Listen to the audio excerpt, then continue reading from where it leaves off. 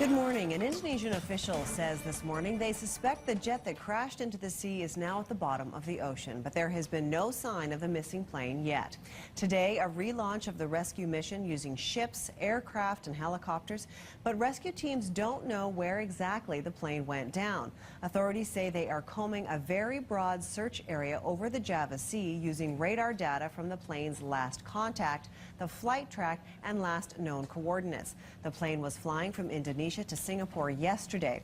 One of the pilots asked to change course and fly at a higher altitude because of bad thunderstorms. Air traffic controllers approved a left turn to avoid the bad weather, then contact with the plane was lost. Officials are still calling it a search and rescue operation. Meanwhile, the families of those on the flight are waiting in anguish, some attending closed-door briefings at the airport with airline authorities. It is not believed any Canadians were on board the plane. Several countries have joined the hunt for the missing plane, and the U.S. says the U.S. Navy's 7th Fleet stands at the ready to assist, but so far has not been asked to help. An outpouring of support for the family of a little girl found beaten and nearly dead outside a home on the Paul First Nation. The 6-year-old is being called a Christmas angel after opening her eyes on Christmas Day for the first time since the vicious attack. The assault happening on December 20th. The little girl was found naked in the snow, the victim of a brutal assault. Little Warriors, an organization that supports sexual abuse victims, made a Christmas drop-off for the child and her family over the holidays. They are appealing to the public to continue to support the family by donating gift cards for places like grocery stores and gas stations.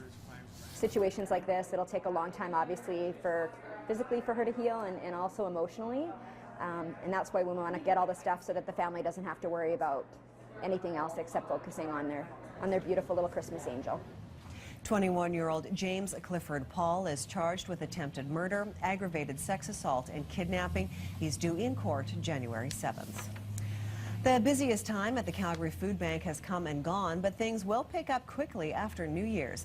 On a typical day, the food bank distributes between 200 and 250 hampers to those in need. That number often spikes over the holidays. On December 23rd, the food bank delivered 1,200 hampers to people in need. The month of December is a busy time, with donors dropping off donations and clients in need of hampers. The total numbers aren't in yet, but the donations that come in during the month of December account for about 60% of their annual total. The food bank was extremely busy, not only with generous donations from Calgarians.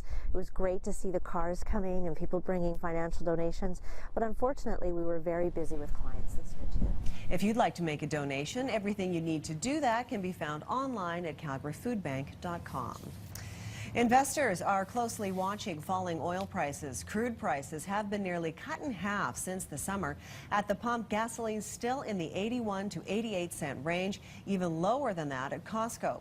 At this Costco in Northwest Calgary, gasoline selling for 77.4 cents a liter. Everywhere else around town, you can find gas anywhere from 80.9 to 87.9.